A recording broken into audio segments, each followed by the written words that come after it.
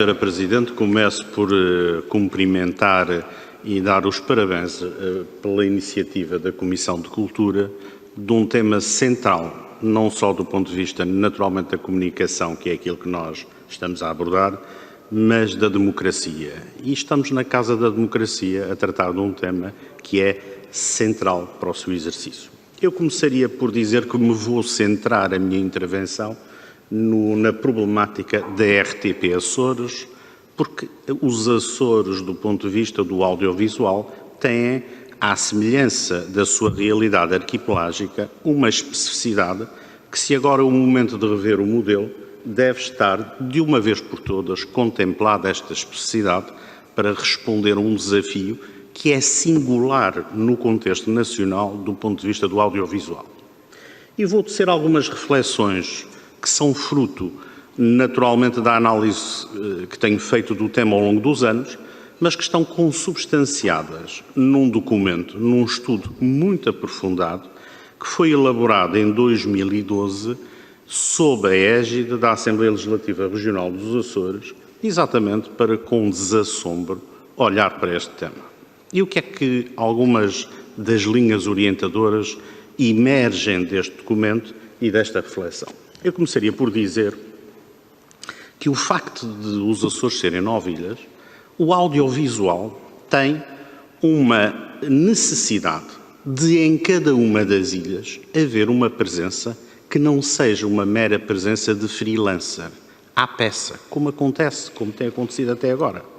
Há ilhas que não há aquilo que chamam o correspondente, que é uma pessoa que faz uns pescados, recebe uns dinheiritos para fazer umas peças. Isto não é serviço público de audiovisual. A redação de uma RTP Açores deve ter pelo menos um jornalista em cada ilha. E porquê?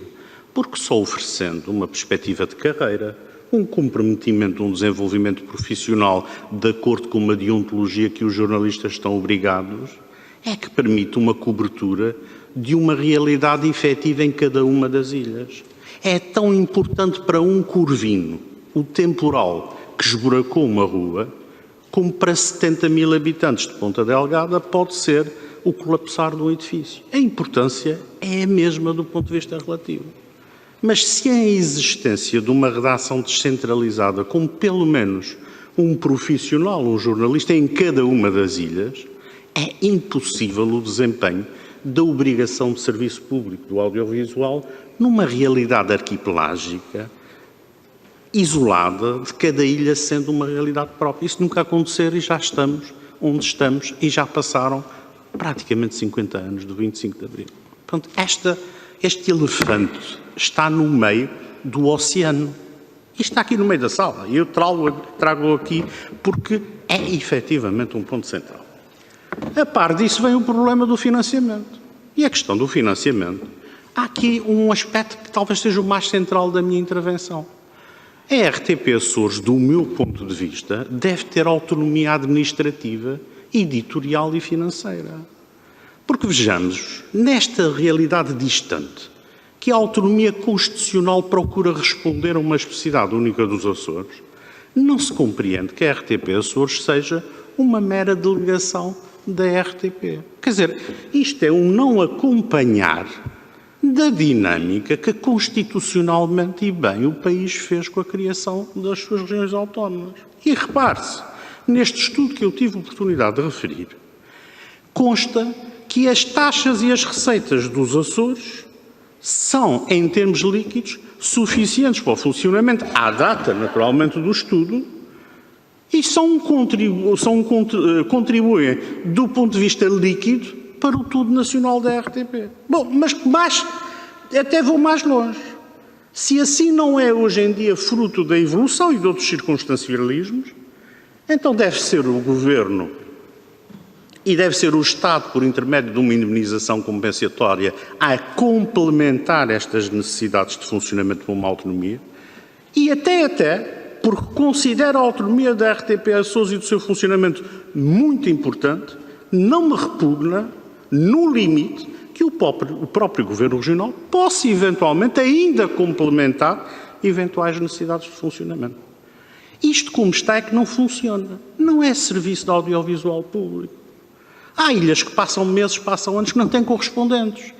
Porque, naturalmente, ter um jovem jornalista pago à peça como freelancer, sem garantia de um futuro, de uma carreira, de uma evolução, de uma integração numa equipe, esta pessoa vai sair logo que possa. Não cria escola. Esta pessoa não cumpre o serviço, que é o que estamos a discutir aqui, uma obrigação de Estado de serviço público.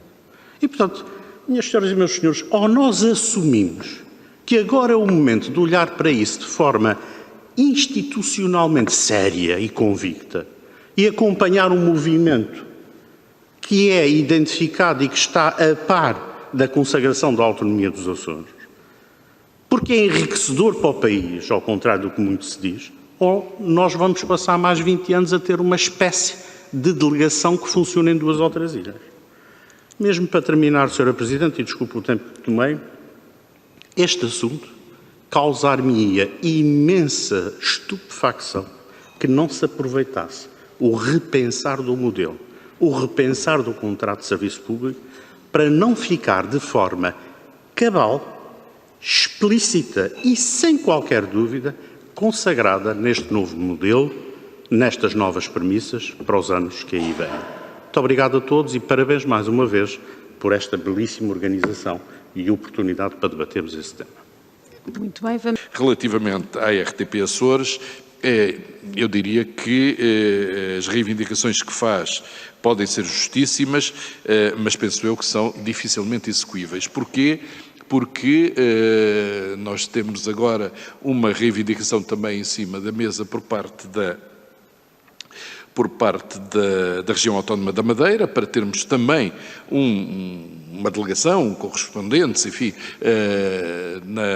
na ilha de Porto Santo, certo? Porto Santo é esse.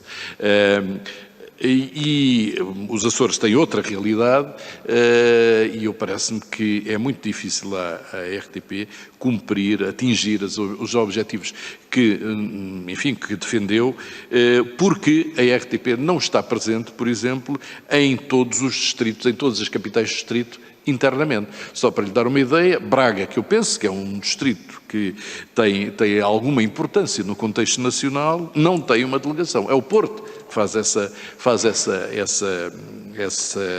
cobertura. Além do que, enfim, dá-me uma informação que eu terei de confirmar, dizendo que as taxas cobradas na região autónoma são suficientes para gerir, enfim, a delegação da RTP nos Açores.